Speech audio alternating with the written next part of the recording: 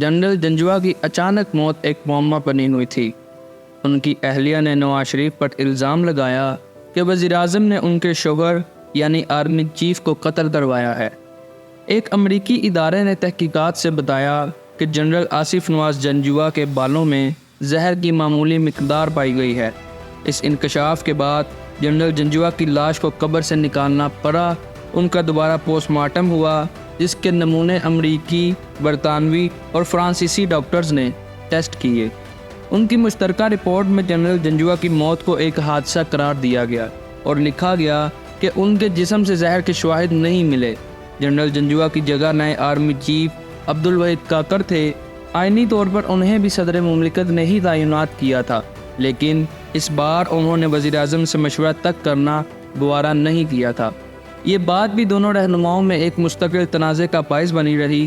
اب اپریل 1993 تک صدر مملکت اور وزیر اعظم کے تعلقات اتنے خراب ہو چکے تھے کہ غلام اسحاق خان اور نواز شریف آپس میں ملاقات تک کے روادار نہیں تھے۔ غلام اسحاق خان کے اپنے الفاظ میں دونوں کے درمیان تعلقات پاک بھارت سے بھی زیادہ کشیدہ ہو چکے تھے۔ ایسے میں اپوزیشن لیڈر نے صدر مملکت سے ہاتھ ملا لیا۔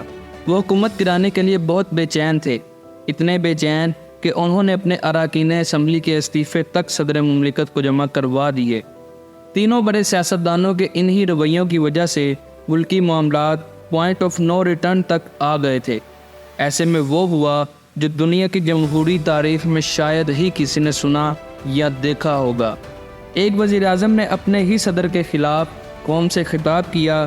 17 اپریل 1993 کو ٹی وی اور ریڈیو پر وزیر اعظم کا قوم سے خطاب نشر ہوا۔ یہ ایک زوردار تقریر تھی جس میں ایوان صدر کو سازشوں کا گھر قرار دیا گیا۔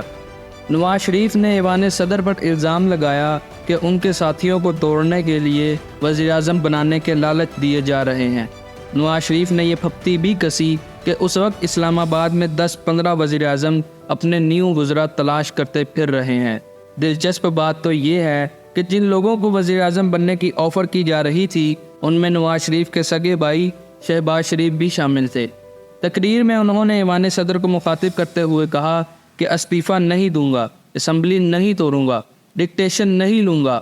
وزیر اعظم کے خطاب سے بظاہر تو لگا کہ وہ مضبوط ہیں، لیکن ایسا نہیں تھا۔ ادھر نواز شریف کا خطاب ختم ہوا، ادھر صدر مملکت نے اپوزیشن لیڈر بے نظیر بھٹو سے ایک اور طویل ملاقات کی۔ اگلی صبح یعنی 18 اپریل 1993 کو صدر غلام اسحاق خان نے قومی اسمبلی 58(2)B کے تحت بالکل اسی طرح توڑ دی جس طرح 3 سال پہلے بے نظیر بھٹو کی اسمبلی توڑی گئی تھی۔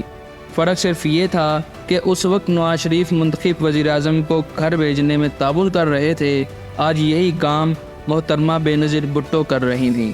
بہرحال نواز شریف کی حکومت ختم کر دی گئی اور راجن پور سے مظاہری قبائل کے سردار بلک شیر مزاری عبوری وزیر اعظم مقرر ہو گئے۔ ان کے وزیر اعظم بننے پر صدر کے ساتھی اسی طرح حیران ہوئے جیسے جنیجو کے وزیر اعظم بننے پر اراکین اسمبلی حیران رہ گئے تھے۔ لیکن اس سے بھی زیادہ حیرت کی بات یہ تھی کہ 2 سال سے گرفتار آصف علی زرداری کو رہا کر دیا گیا۔ نگران حکومت میں وزارت سونپ دی گئی۔ صدر نے بے نظیر سے اعلان کہا کہ ان سے کیے جانے والے تمام وعدے پورے کیے جائیں گے۔ ان تمام باتوں سے یہ ثابت ہو رہا تھا کہ حکومت کا خاتمہ بے نظیر بھٹو اور صدر مملکت کی خفیہ ڈیل کا نتیجہ ہے۔ اس ڈیل میں یہ بھی طے پایا تھا کہ محترمہ بھٹو الیکشن جیتنے کے بعد صدر غلام اسحاق خان کو دوبارہ صدر منتخب کروائیں گی۔ اس پر ایک ستم ظریف نے کارٹون بنایا کہ جو 3 سال پہلے اسحاق خان کو گو بابا گو کہتے تھے، اب سٹے بابا سٹے کہہ رہے ہیں۔ یہ بھی محض ایک اتفاق ہی تھا۔ ٹھیک انہی دنوں سپر ہٹ فلم نو بیبی نو کی کھڑکی توڑ نمائش بھی جاری تھی۔ ایسا نہیں تھا کہ محترمہ بھٹو سے متنازع سیٹ اپ کا حصہ بننے پر سوالات نہیں ہوئے، سوالات ہوئے، لیکن بے نظیر بھٹو کا جواب تھا کہ انہوں نے پاکستان کو آئینی بحران سے بچانے اور ملک کے وسیع مفاد میں ایسا فیصلہ کیا تھا۔